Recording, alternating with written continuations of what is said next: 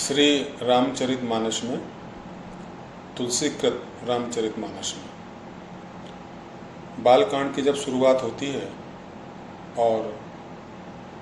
परम पूज्य, परम आदरणीय, प्रातः स्मरणीय तुलसीदास जी महाराज गणेश जी की वंदना करते हैं रामचरितमानस को शुरू करने के पूर्व कि जो सुमिरत सिद्धि होई गणनायक करिवर बदन, करहूँ अनुग्रह सोई बुद्धि राशि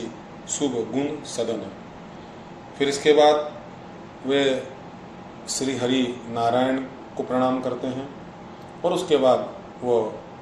भगवान शंकर और गौरी पार्वती इनको प्रणाम करते हैं। इन तीनों को प्रणाम करने के बाद जो महत्वपूर्ण प्रणाम तुलसीदास जी द्वारा किया गया है वो है गुरु का, और इसी से पता चलता है कि गुरु की क्या महिमा है। गणेश जी के बाद, नारायण के बाद, पार्वती और शंकर के बाद, इन सभी देवताओं के प्रणाम करने के बाद, एक तरीके से उनके प्रति अपना समर्पण व्यक्त करने के बाद और उनकी एक मूक सहमति, आशीर्वाद प्राप्त करने के बाद वे प्रणाम करते हैं गुरु जी को, अपने गुरु को। यानी कि गुरु को प्रणाम करके वो उनका आशीर्वाद अपेक्षित मानते हैं कि अगर किसी बड़ी शुरुआत की सफलता सुनिश्चित करनी है तो हमें अपने गुरु का आशीर्वाद नितांत जरूरी है। और उसी की महिमा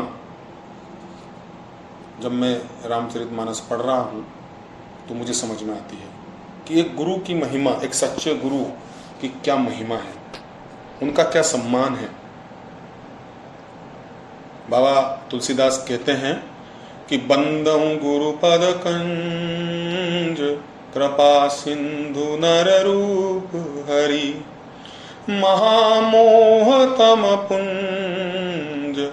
जासु वचन रवि कर निकर। मैं उन गुरु महाराज के चरण कमल की वंदना करता हूँ जो कृपा के समुद्र और नर रूप में श्री हरि ही हैं और जिनके वचन महामोह रूपी घने अंधकार के नाश करने के लिए सूर्य किरणों के समूह हैं। आगे बाबा तुलसीदास लिखते हैं और एक उन्होंने लंबा प्रणाम किया है, लंबी स्तुति की है, लंबा एक बहुत विस्तृत उन्होंने गुरु जी के बारे में लिखा है उनको प्रणाम करते हुए कि बंदहूँ गुरु पद पदम परागा, सुरुचि सुबास सरस अनुरागा, अमीय मूरी मय चूरन चारु, समन सकल भव रुज परिवारु, सुकृति संभुतन विमल विभूति,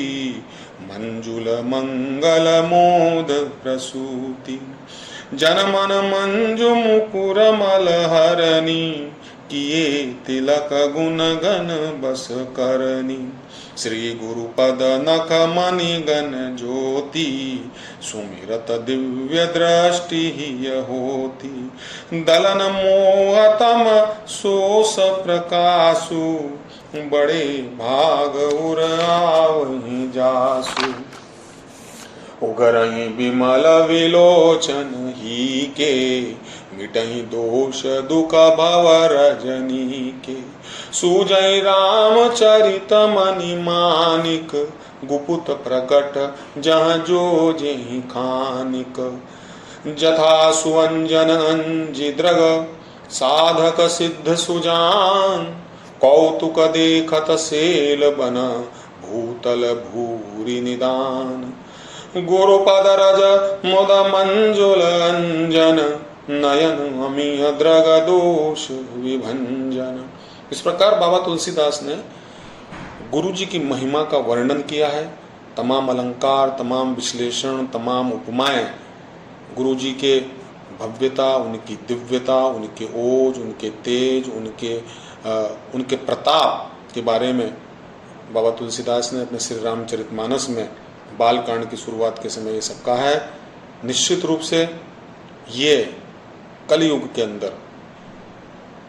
एक अनुकरणीय और उस पे चलने वाली व्यवस्था है कि हम अपने अपने गुरु का सम्मान करें, गुरु के वचनों को हम अपना आदेश मानें और एक सद्गुरु अगर हमें अपने जीवन में मिल जाए तो निश्चित रूप से हम ये परम पिता परमात्मा की अपने ऊपर अनुकंपा माने। तो आए हम अपने अपने गुरु के चरणों में प्रणाम करें और गुरु के आशीर्वाद की आकांक्षा रखते हुए अपने जीवन को चलाएं। बहुत बहुत धन्यवाद।